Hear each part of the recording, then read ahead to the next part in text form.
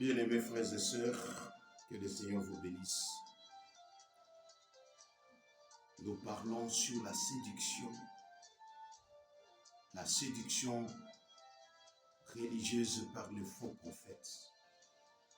Jésus nous donne le passage, Matthieu chapitre 7, versets 15 à 20. Il dit, les faux prophètes, ils sont parmi vous. Et ils viennent en se déguisant en brebis. Ce sont des loups ravisseurs. Ils sont prêts à dévorer les brebis dans la bergerie. Et ils viennent vers vous en peau de brebis. Au-dedans, ce sont des loups ravisseurs. Ça veut dire quoi? Ils ont l'apparence de la piété. Ils ont l'apparence des hommes de Dieu. Ils pensent même qu'ils sont les hommes mandatés par Dieu. Ils sont les hommes extraordinaires. Ils pensent même qu'ils sont capables de changer les temps, de sauver les âmes. Ils parlent au nom de l'Éternel. Mais je vous ai dit que le faux prophète, c'est le contraire du vrai prophète. Jésus nous donne comment les manières, comment ces gens se comportent et comment allons-nous reconnaître ces gens-là qui se cachent parmi les chrétiens, parmi les serviteurs de Dieu. Si le vrai prophète existe, c'est qu'en réalité, le faux prophète aussi existe bel et bien. Et en Matthieu 24, verset 11, Jésus nous dit clairement, les faux prophètes vont surgir et ils vont séduire beaucoup de gens. C'est par leurs fruits que vous les reconnaîtrez. Le deux passages, Matthieu chapitre 7 et 24, nous dit qu'il y aura la séduction. Ce qu'ils sont caractérisés par certains traits. J'ai dit, je vais donner 6 traits.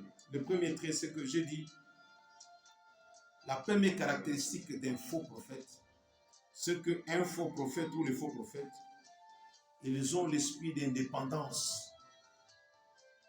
Et ils ne sont pas soumis. Ils ne dépendent pas de Dieu, ne sont pas soumis à l'autorité divine. Parce que le vrai prophète est toujours soumis à l'autorité divine, à Dieu lui-même, à l'Esprit de Dieu. Voilà pourquoi on les appelait hommes de Dieu, hommes de l'Esprit. Parce qu'ils dépendaient totalement du Saint-Esprit et ils dépendaient totalement de Dieu lui-même. On les appelait hommes de Dieu, propriété privée de Dieu, hommes de l'Esprit. Puisque ces gens, ils ne dépendent pas de Dieu, ils ne sont pas soumis à l'autorité de Dieu. Deuxième caractéristique des faux prophètes, un autre fruit. Vous remarquerez que la deuxième caractéristique, ils se moquent ou ils injurient les puissances spirituelles. Et ces puissances spirituelles sont citées par Jude et par l'apôtre Pierre, dans 2 Pierre chapitre 2 et dans l'épître de Jude. Ces hommes-là, ils injurient les gloires. Ils n'ont aucun égard, ils n'ont aucune déférence envers l'autorité spirituelle. Même les anges de Dieu, ils parleront comme si l'ange Gabriel et l'ange Michel étaient à leur service. Ils étaient des garçons de course qu'ils pouvaient envoyer à tout moment et qui pouvaient exécuter leur propre volonté. Les anges ne sont pas manipulés par les hommes. Les anges sont envoyés par Dieu lui-même. Ils iront jusqu'à insulter Satan. Et pourtant, Jude nous dit que ces impies, ces faux serviteurs, ces faux apôtres, ces faux docteurs, ces faux pasteurs, ils vont jusqu'à injurier les gloires. Et Jude nous donne le modèle de l'archange Michel, qui ne porta pas de jugement injurié envers Satan, Lucifer, lorsqu'il s'est disputé le corps de Moïse. Il disait seulement que Dieu te punisse, que Dieu te réprime. Mais les gens d'aujourd'hui, ils vont jusqu'à insulter Satan, à le ridiculiser, à se moquer de lui. Et voilà pourquoi ces jeunes gens meurent, ou ces vieux meurent précocement, parce qu'ils ne connaissent pas les lois de l'esprit. on ne s'attaque pas vainement comme ça aux autorités angéliques impunément. Ces êtres-là sont des êtres redoutables. C'est grâce à Jésus-Christ qu'aujourd'hui, nous pouvons résister au diable. C'est par le Saint-Esprit, non pas par nos propres efforts, non pas par nous-mêmes. Malheureusement, quelqu'un qui est dans le royaume de Satan, il se moque des démons et de Satan. Heureusement que Satan sait que cet homme ici, il est en train de blaguer. Si c'était du sérieux, il aurait réagi avec une brutalité sauvage. Il va vous faire éclabousser. C'est pourquoi quand vous êtes dans vos combats spirituels avec les faux prophètes, vous voyez surtout ce que je vois même à la télévision. Nous allons, ils prennent, certains viennent avec des machettes, d'autres avec des balais, d'autres avec des boxes. Et Satan, mais faut vous moquer de qui? D'autres qui sont en train de l'insulter. Oui, Satan, oui, vous voyez, tout le monde le Satan, insultons le diable. Commence à insulter. Vous vous moquez de qui, vous? Et les faux prophètes, ils sont dans ces excès. D'abord, ils sont arrogants, ils sont indépendants de Dieu, ils insultent les puissances spirituelles, les gloires. Attention, l'archange que vous appelez Satan, c'est celui qui dirige le monde entier, le monde sans Dieu. Et si tu n'as pas Dieu, tu ne peux rien contre Satan. Tu ne peux même pas l'attaquer. D'abord, il peut t'envoyer son armée, ses hommes à lui. Ce sont des hommes physiques ici. Si Dieu ne te protège pas, mais tu continues à blaguer, tu risques de trépasser, mon cher ami, et de mourir d'une mort ignoble et une mort que tout le monde pourra regretter. Deuxième caractéristique, ceux qui se moquent de puissance. Troisième caractéristique, les faux prophètes. Ils sont débauchés. Ils aiment la débauche et ils ont une vie sexuelle qui laisse à désirer. Une vie sexuelle qui n'est pas normale. Ils pratiquent toute forme de péché sexuel. Ils vont jusqu'à séduire leurs fidèles, leurs adeptes, jusqu'à faire des abominations. Oui, donc, vous déshabillez la femme de quelqu'un pour lui oindre votre huile diabolique d'onction, même à des parties intimes. Ça, c'est l'apanage des faux prophètes.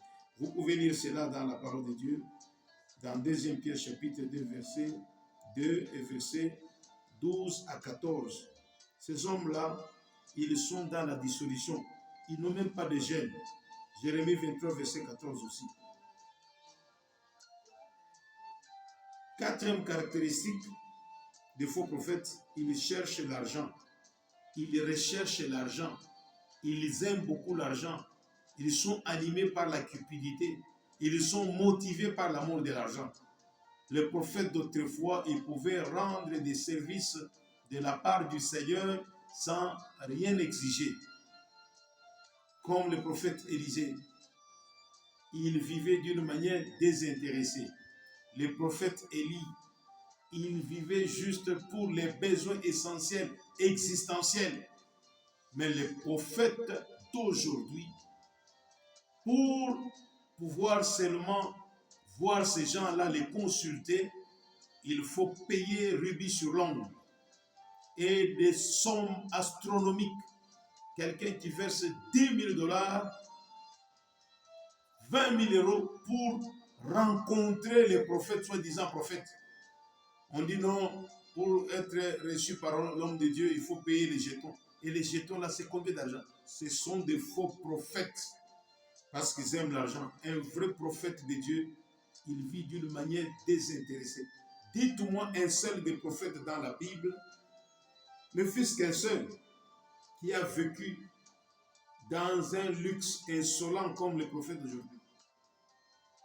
Dites-moi un seul prophète qui a été richissime, riche avec au moins 3 chariots. À leur temps, c'était des chariots, des véhicules de rois, des chefs, des empereurs, des autorités qui pouvaient, ces chariots pouvaient être tirés par plusieurs chevaux. Dites-moi un seul prophète. Aucun. Élie ne devait pas s'approcher d'un prophète, d'un roi apostat, une autorité égarée qui est dans l'occultisme. Sa femme Jézabel, sorcière, il pratique l'idolâtrie, il tue les serviteurs de Dieu. Élie ne pouvait pas supporter un tel monsieur. Il lui a dit des 4 vérités en face. Le prophète Michée ne s'est jamais couché devant la porte d'Akab, du roi Akab, pour quémander quelque chose. Mais les prophètes d'aujourd'hui, ils gravitent toujours autour du gouvernorat, autour des autorités politiques, autour de la présidence, pour avoir leur profit. Et ils veulent donner de fausses prophéties qui caressent les oreilles de leurs auditeurs pour recevoir plus d'argent. Ils veulent recevoir, ils vendent l'huile d'onction, l'huile de ceci. C'est de la magie. Ce sont les objets magiques. Ce sont des mensonges qu'ils vous proposent. Jamais un vrai prophète de Dieu n'a fait ces choses. Jamais. Je dis bien jamais. Aucun dans la Bible. Dans toute la Bible, il n'y a pas un prophète qui a travaillé pour avoir de l'argent. Aucun prophète. Mais les prophètes d'aujourd'hui, des cupides. 5e caractéristique, c'est ça leur fruit. C'est par leurs fruits que vous le reconnaîtrez. Ils donnent plus d'importance à leur révélation, à leurs rêves, à leur vision, qu'à la parole écrite de Dieu. Et pourtant, un prophète, c'est un enseignant de la parole. Et lorsque Dieu vous envoie un prophète, il vient avec cette puissance pour libérer la parole de Dieu. Et la plupart des temps, les prophètes sont envoyés par Dieu, rarement pour la consolation, mais souvent c'est lorsque le peuple est dans l'égarement, dans l'apostasie. Il se détache, se détourne de Dieu. Dieu envoie les prophètes pour ramener le cœur des fidèles à leur Dieu. Ça a toujours été la mission du prophète. Il dit les 4 vérités sans mâcher les mots. Il appelle le chat par son nom et il ne dit pas, il ne cherche pas à flatter. Il dit de manière parfois directe. Et le prophète, c'est un enseignant qui est un enseignant pratique parce qu'il va tout droit au but. Il peut citer vos péchés. Il dit, vous dans cette église, si tu es un homme de Dieu, véritablement, pourquoi tu caches dans ta chambre, tu as telle chose, tu as des fétiches. Un prophète, c'est comme ça. Ce n'est pas aujourd'hui même les politiciens qui consultent les prophètes, ils versent 100 000 $ pour être prophétisés. Qu'est-ce qu'ils voient? Est-ce que les élections ils vont passer ou pas? Et on commence à leur raconter des bobards, des inepties, ce qu'il veut entendre lui-même. Et pourtant, Dieu ne peut pas donner des prophéties à l'homme qui est dans l'égarement. Vous savez, la plupart des autorités, certains parlent de Dieu, mais ce n'est pas le Dieu de la Bible. Hypocritement, il est tantôt avec les croyants, tantôt avec... Vous allez trouver à sa maison, il y a des intercesseurs, des pasteurs, des prophètes. En même temps, il a des féticheurs, des marabouts pour les garder spirituellement, finalement. Est-ce que Dieu, on dit non, on ne sait jamais. Est-ce que les marabouts peuvent devenir faibles, mais Dieu, on ne peut pas les vaincre. Vous voulez prendre Dieu comme si c'était votre instrument, votre garçon de course. Dieu, on ne les mélange pas. Soit tu es avec lui, soit tu es avec le diable. Dieu, on ne peut pas le mettre sur le même joug avec le diable. Impossible. Et un prophète va commencer à dire, vous voyez comme un prophète ici qui était conseiller d'une autorité politique musulmane, mais lui, un prophète chrétien, il dit c'est son conseiller spirituel, il est son prophète, il est même payé chaque fin du mois. Honte à vous, vous êtes des faux prophètes, que Dieu vous maudisse, que Dieu vous punisse parce que vous égarez le peuple. Un vrai prophète, il donne l'importance à la parole de Dieu, non pas à ses visions, non pas à ses révélations. Un vrai prophète. 6e, les faux prophètes par leurs fruits. Ils ne dénoncent jamais le mal. Ils n'appellent jamais les gens à la repentance. Le faux prophète, sixième caractéristique, il ne dénonce jamais le mal et il n'appelle pas les gens à la repentance. Leur évangile, dans leur évangile, c'est un évangile mutilé. C'est la mutilation de l'évangile. C'est-à-dire adapter un évangile qui est placé sur les lits des procustes. On doit enlever ce qui est indésirable, ce qui n'est pas plaisant. On doit ajouter pour que ça soit sur la juste mesure, politiquement correct. Ces gens-là, ils ne sont pas avec Dieu. Jérémie le dit clairement, et même dans Jérémie 23, verset 14, Jérémie est clair sur ce point. Le vrai prophète, ils viennent pour dénoncer la rébellion du peuple de Dieu. Ils viennent dénoncer le mal. Jamais un prophète ne vient de son propre chef pour dire n'importe quoi. Donc le faux prophète ne dénonce jamais le mal. Et pourtant les vrais prophètes viennent pour dénoncer le mal, dénoncer les fétiches, dénoncer le cultisme qui est pratiqué dans la maison de Dieu. Le vrai prophète, il met à nu par la parole de Dieu. Il ne donne pas trop d'importance seulement à leur vision. Mais ce qui devrait être au centre, c'est la parole de Dieu.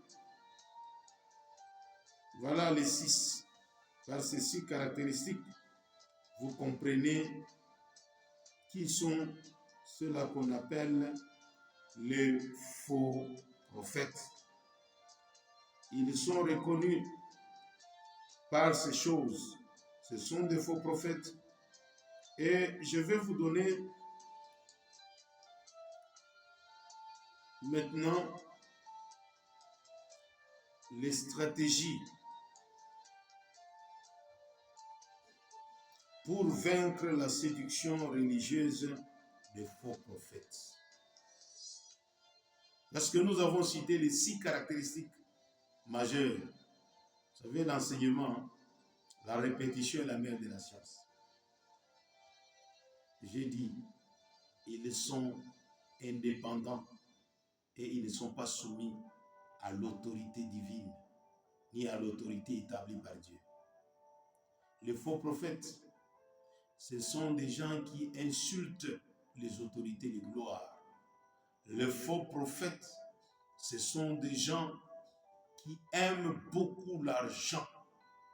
Les faux prophètes, ce sont des gens qui vivent dans l'immoralité sexuelle. Les faux prophètes, non seulement ils égarent les gens, ils vivent dans l'immoralité sexuelle, ils aiment beaucoup l'argent. C'est le fruit des faux prophètes. Les faux prophètes, ils sont aussi capables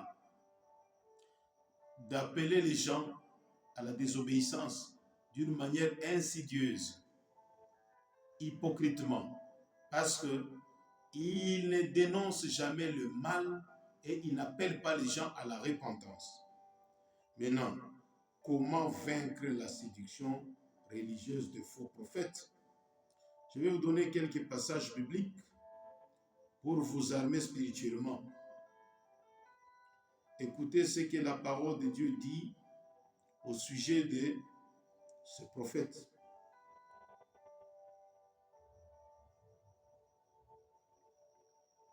Je vais vous donner quelques passages. Je vais vous donner les passages qui montrent que nous pouvons vaincre cette séduction. Et cette séduction du monde par la religion et les faux prophètes, nous pouvons les vaincre grâce à ces armes que Dieu nous donne. Les armes spirituelles. La première des armes, c'est la parole de Dieu, l'épée de l'esprit. Dieu ne veut pas que nous soyons des ignorants. Dieu ne veut pas que nous restions dans l'égarement spirituel ou dans les séductions. Ce que nous devons faire, nous devons étudier la parole du Seigneur, car c'est elle qui nous donne la force, la lucidité la clairvoyance devant la séduction des faux prophètes. Parce que les faux prophètes viennent nous séduire par les moyens des paroles flatteuses. Je vous donne l'arsenal pour lutter contre les faux prophètes. Les faux prophètes, ils viennent avec des paroles flatteuses pour séduire le simple. Ce qu'il faudra faire, c'est rester dans la parole du Seigneur. La Bible dit, la ruse du diable peut être déjouée grâce à la connaissance de la parole du Seigneur. Parce que le diable lui-même, en tentant Jésus, il a été démasqué parce que le Seigneur était la parole incarnée dans la chair. La parole, c'est l'épée de l'esprit. Celui qui médite chaque jour la parole de Dieu et qui a mûri sur les plans spirituels, il est difficile de les détourner de la sainte parole ou de la voix droite du Seigneur. Il est impossible de les vaincre parce qu'il a la parole de Dieu.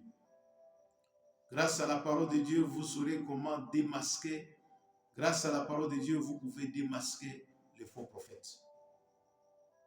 C'est pourquoi il faut garder cette parole comme un bon dépôt qu'on doit garder au-dedans de soi. Parce que les faux prophètes, ils viennent par tous les moyens avec leur ruse, avec leurs paroles flatteuses. Les faux prophètes, nous pouvons aussi les combattre grâce. Je vois que, en tout cas, on est obligé d'arrêter d'abord sur l'un des réseaux à cause de ce blocage. Laissez-moi vous dire que les faux prophètes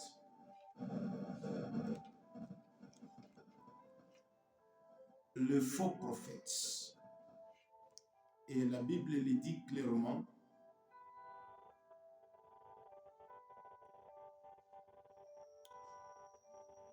que ces gens, ils viennent avec des paroles trompeuses. Parce que la Bible nous dit qu'ils se déguisent. Pour savoir démasquer le ruse, la Bible nous dit, gardez-vous. Voici aussi une autre arme que nous devons utiliser contre les faux prophètes. Parce que leurs œuvres, c'est le déguisement. Ils travaillent dans l'ombre. Gardez-vous des faux prophètes. Ils viennent à vous en vêtements de brebis, mais au-dedans ce sont des loups ravisseurs. Méfiez-vous, le terme ici, gardez-vous. Méfiez-vous des faux prophètes. Il faut quelque part avoir un doute méthodique. Même si quelqu'un vient véritablement de la part du Seigneur, il faudra un peu le mettre à l'épreuve. La Bible dit, éprouvez tout esprit. Ça veut dire quoi? En vous méfiant de lui, vous pouvez le tester. Vous savez comment est-ce qu'on arrive parfois à détecter les faux prophètes? Quelqu'un se présente, il veut savoir si réellement, parce qu'un vrai prophète, on ne peut pas vraiment les tromper. Il dit, en tout cas, on envoie une femme, dis-toi, présente-toi si réellement cet homme est un homme de Dieu, comme une veuve qui veut la solution de Dieu. Et pourtant, c'est la femme d'un ancien. Une femme aguerrie. Et les faux prophètes, il va commencer à dire, non, tu sais, celui qui a déjà bloqué ton mariage, elle, c'est ta tante, tu connais une certaine tante, tu as une certaine tante dans la famille qui ne t'aime pas. Il les dit de tout ça, et il va raconter au conseil des anciens pasteurs, cet homme est un faux prophète, parce que tout ce qu'il venait de dire, c'est le contraire de ce que je suis. C'est un faux prophète. Donc, parce qu'il se déguise, il faut savoir aussi les démasquer.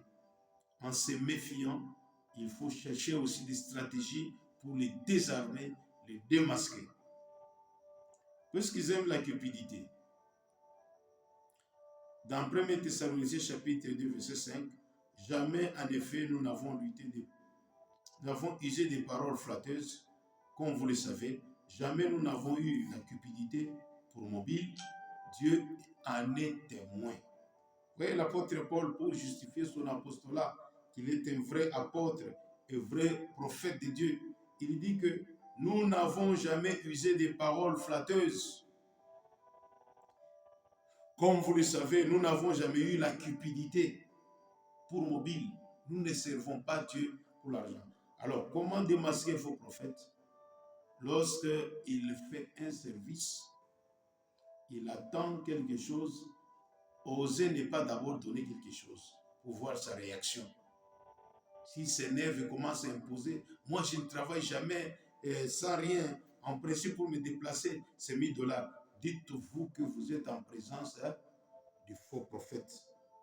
Parce que le vrai homme de Dieu n'est pas animé par ces choses. L'œuvre du faux prophète aussi, pour les démasquer, lorsque vous allez voir l'immoralité sexuelle. Deuxième Pierre, je vous ai dit Deuxième Pierre chapitre 2, verset 14. Ils ont les yeux pleins d'adultère et insatiables de péché. Ils amorcent les âmes mal affermies. Ils ont le cœur exercé à la cupidité. Ce sont des enfants de malédiction. Non seulement ils sont cupides, ils ont aussi les yeux. Ils séduisent les âmes. Ils ont comme arme la séduction sexuelle de jeunes filles ou de femmes mariées. Ça, c'est le moyen de les démasquer.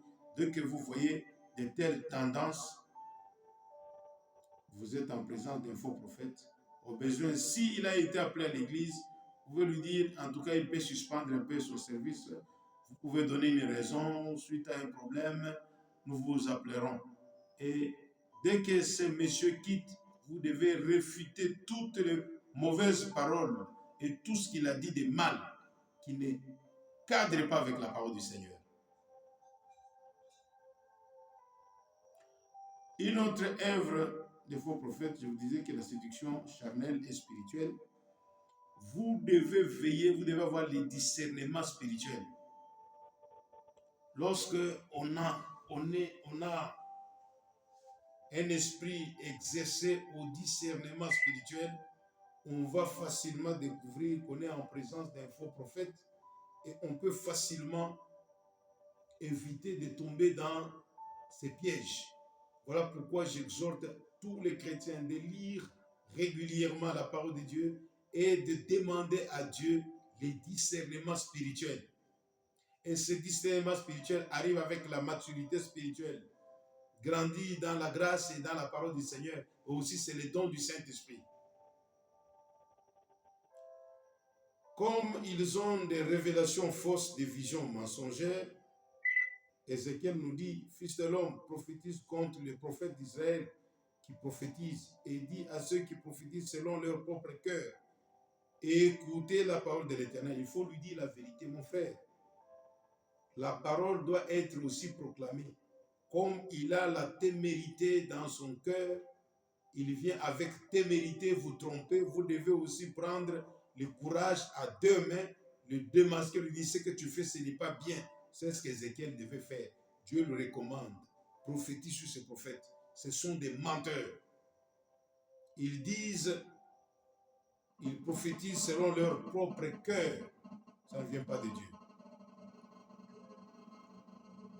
Et quand vous lisez d'autres passages, Ézéchiel 13, verset 9, ma main sera contre les prophètes dont les visions sont vaines et les oracles menteurs. Ils ne feront point partie de l'assemblée de mon peuple. Ils ne seront pas inscrits dans les livres de la maison d'Israël. Ils n'entreront pas dans les pays d'Israël. Et vous saurez que je suis le Seigneur, l'Éternel. À ce moment, ils étaient à Babylone, ils égaraient le peuple de Dieu. Ils mourront pendant leur exil. Ils mourront là-bas. Ils ne retourneront pas en Israël. Ici, c'est l'excommunication. Il faut excommunier au sein de la communauté de Dieu tous les faux prophètes. S'il vient vers vous, les fidèles, à la maison, il faut les chasser. C'est notre façon d'excommunier les faux prophètes. Chasser ces hommes-là. Il vient avec des fausses prophéties. Tu as fini. J'avais admiré le courage d'une maman, un soi-disant prophète qui se présente devant lui, commence par l'intimider. Oh maman, ta maison ici que tu as construite, je vois quelque chose de mal.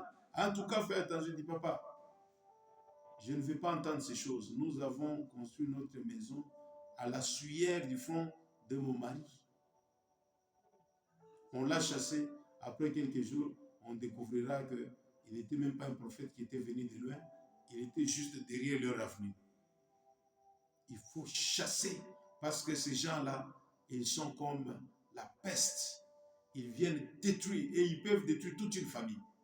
Ils peuvent vous ruiner. Donc c'est aussi l'arme qu'on doit utiliser contre les faux prophètes.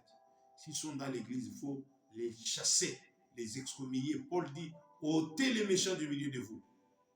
Et les faux prophètes, il faut aussi les maudire. Tous les faux serviteurs. Partout dans la parole du Seigneur, Dieu dit, ne maudissez pas, bénissez.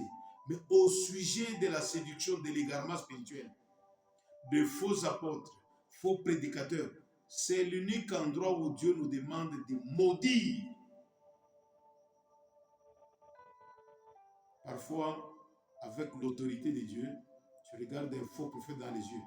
Il dit, à cause de tes mensonges, tu verras que l'Éternel est Dieu est contre toi. Tu as beaucoup pillé les gens. Tu as détruit, tu as décimé des familles entières. À cause de toi, beaucoup de gens viennent à peine de nouer les débuts du mois par ta cupidité. Le nom de Dieu est insulté. Il faut lui regarder en face et lui dire toutes les 4 vérités. Il faut chasser les faux prophètes. Ils disent les mensonges au nom de Dieu. Jérémie dit quoi? Jérémie 23, verset 11. Prophètes et sacrificateurs sont corrompus. Même dans ma maison, j'ai trouvé leur méchanceté, dit l'Éternel. Jérémie 14, verset 14. Et l'Éternel me dit, c'est les mensonges que prophétisent en mon nom les prophètes. Je ne les ai point envoyés, je ne leur ai point donné d'ordre, je ne leur ai point parlé. Ce sont des visions mensongères, des vaines prédictions, des tromperies de leur cœur qu'ils prophétisent. Vous voyez? Jérémie 23, verset 21. Je n'ai point envoyé ces prophètes, ils ont couru. Je ne les ai point parlé, ils ont prophétisé. C'est que vous devez faire attention avec les faux prophètes. Comme œuvre aussi des faux prophètes, c'est la manipulation mentale. Vous savez comment est-ce qu'ils peuvent vous manipuler? Par des flatteries aussi, par leurs œuvres. Il y a des groupes de prophètes dans la vie qui ont des stratégies de savoir, ils peuvent récolter les informations sur une personne, ils pourront envoyer même leurs émissaires pendant la nuit, enterrer des histoires dans vos parcelles. Et puis il vient, Dieu me dit, il y a quelque chose. Sinon, quelqu'un allait mourir, ils vont déterrer soit la tête du bouc, soit la poule qu'on a déjà égorgée, enterrer et tu vas commencer à trembler. C'est de la manipulation. Faites attention. Les vrais prophètes, vous les reconnaîtrez par leurs œuvres. C'est le fruit de la vérité, de la sainteté, de la sanctification. Et ils vivent d'une manière désintéressée. Ils n'exigent pas l'argent pour leur service. Huitièmement, en fait, leur œuvre aussi, que le diable et que les faux prophètes utilisent pour séduire la domination spirituelle. Écoutez Jérémie 5, verset 31. Les prophètes prophétisent avec fausseté, les sacrificateurs dominent sur leur conduite, et mon peuple prend plaisir à cela. Que ferez-vous à la fin? Ici, Dieu appelle les fidèles. Pendant que vous êtes exploités, vous prenez plaisir à cela. Mais à la fin, vous allez encore vous retourner, vous allez commencer à dire, Dieu m'a menti. Dieu n'a pas dit la vérité. Oh, les serviteurs de Dieu n'existaient pas aujourd'hui. C'est parce que vous aimez suivre leur voie. Et voilà pourquoi ils continuent à vous exploiter. Ils vont utiliser toute forme de manipulation. Et ces gens, il faut faire attention avec eux parce que dans Ézéchiel 13, verset 19, vous me déshonorez auprès de mon peuple pour des poignées d'orge. et des morceaux de pain, en tuant des âmes qui ne doivent pas mourir et en faisant vivre des âmes qui ne doivent pas vivre, trompant ainsi mon peuple qui écoute les mensonges. Donc vous devez savoir que les faux prophètes vont jusqu'à faire périr les âmes qui ne devraient pas périr. C'est-à-dire quoi? Ils donnent l'espoir, ils donnent des prophéties à des âmes qui devaient périr, qui sont dans les péchés. Parce que quelqu'un qui vit dans les péchés, le salaire du péché, c'est la mort.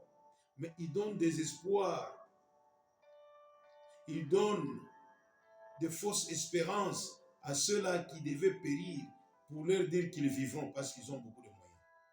Ils sont pleins d'audace. Mais laissez-moi vous dire que Dieu va juger fort ces gens.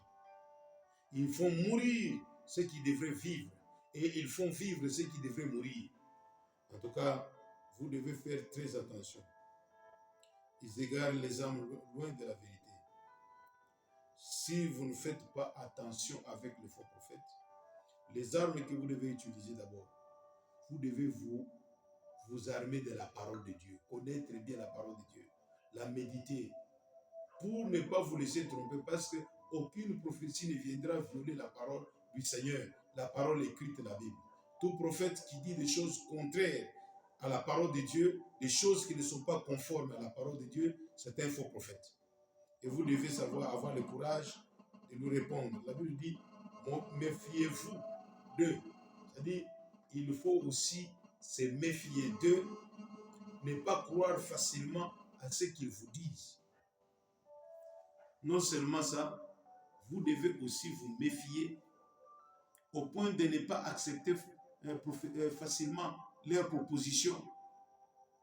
Vous devez demander à ces gens, non, laissez-moi le temps de prier aussi, que l'Éternel Dieu puisse m'orienter, j'aurai l'occasion de vous répondre. Je vais vous répondre pour savoir si ce que vous dites là, ça vraiment, ça va ou pas. Il va chercher à t'intimider, il aime la manipulation. Il dit, non, laissez-moi le temps. Dieu lui-même, il donne du temps aux gens. Et il faut aussi les chasser. Paul dit, s'ils sont dans l'église, il faut les mettre dehors. Il faut les chasser, ôter les méchants du milieu de vous. Ceux qui commettent des abominations, l'immoralité, comme ils sont immoraux. Dès que vous l'attrapez en flagrant délit de mensonges ou d'adultère, c'est sur plusieurs prophéties où il est dans l'égarement moral, alors il faut le chasser. Si vous avez un visiteur, il faut l'arrêter. Il ne va pas continuer à travailler. Il rentre, vous payez son billet, il rentre. Voilà. Vous devez aussi utiliser les discernements du Saint-Esprit. Lorsque tu as le Saint-Esprit, le discernement du Saint-Esprit vous donne la faculté de discerner qui est vrai et qui est faux. Et grâce à la maturité spirituelle dont vous devez faire preuve, vous devez savoir que cet homme, il ne vient pas de la part de Yahweh. C'est un faux homme de Dieu. Il vient juste pour nous égarer de voie droite du Seigneur. Et ayez aussi le courage de lui dire la vérité. Mon frère, arrêtez. Je vous ai lu ces passages. Arrêtez ce que vous faites là.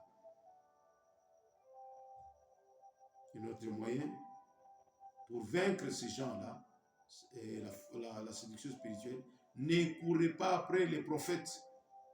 Parce que le terme que le Seigneur utilise, donc c'est le faux prophète vient pour vous faire vagabonder sur le plan spirituel. Vous devenez des vagabonds, vous devenez des esclaves des prophètes. Venez là-bas, allons là-bas, tel endroit. Ne courez pas après les prophètes, sinon vous serez séduits. Restez dans la parole du Seigneur, restez dans la prière, restez dans la crainte du Seigneur, observez la parole de Dieu. Ça, c'est l'antidote contre la séduction des faux prophètes. Ne cédez pas à leur chantage, ne cédez pas à leur manipulation. Refusez tout cela avec la parole de Dieu. Enfin, nous devons vaincre la séduction des faux prophètes par une vie d'obéissance à la parole de Dieu. L'obéissance vaut mieux que tous les sacrifices que vous accomplissez pour le Seigneur. Parfois, on peut se sacrifier, donner beaucoup d'argent, se donner corps et âme, montrer l'oblativité dans l'œuvre du Seigneur, mais tant que vous n'obéissez pas à sa parole, vous êtes la proie des faux prophètes. Dieu vous a déjà averti. Faites attention.